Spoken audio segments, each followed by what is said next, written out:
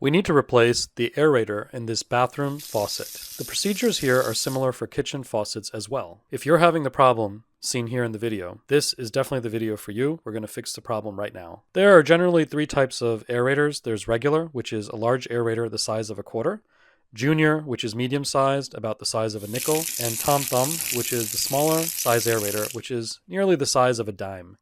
The tools needed are adjustable pliers or a plumbing wrench, and also a dedicated aerator wrench is another good option. The procedure involved for this repair is to cover the drain with a towel, as needed, to catch any small parts that might fall into the sink's P-trap or go down the drain. Next, we need to turn the aerator counterclockwise to remove it. Be careful not to damage the chrome finish on the housing that holds the aerator. If this housing gets damaged or bent out of shape, then the new aerator may not fit. A pro tip is that if the aerator is actually not damaged, simply remove any debris and wash it with soap and water and put it back. Here, our aerator is completely broken apart, so we are replacing it. When buying a replacement, take the original aerator and measure at 3 locations: the diameter at the top, closest to the supply, the diameter at the bottom, closest to the exit, and the height of the aerator. Be sure to take the measurements in millimeters.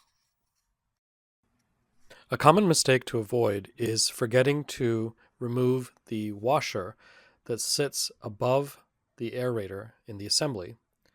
Make sure to check with a light that the washer has exited. The typical aerator will fail some years after install. It can be difficult to find special-sized aerators. You might have to go to a plumbing specialty supply store to find the exact aerator for replacement. In this case, the faucet was purchased at Lowe's, but we could not find the exact same replacement, so we had to go to a specialty plumbing store to find the replacement. In addition, the aerator that we found was not the exact same. It was slightly different. The old aerator had more holes around the circumference of the aerator and produced a stronger water jet. The new aerator is actually less noisy than the original and is more pleasant. To reassemble the aerator and the sink faucet, put the new aerator into the housing. Remember to put the washer on top of the aerator assembly, and then put the housing back into the faucet and turn it clockwise. Be sure to thread by hand, not with the wrench or channel lock, to avoid damaging the threads. Once it's snug, then gently nudge it with the pliers, but don't over tighten it. You don't want to crack the housing. Finally, turn the water back on and look at that smooth, steady, and silent water jet coming from the sink faucet. The task is accomplished, and we are successful in this repair.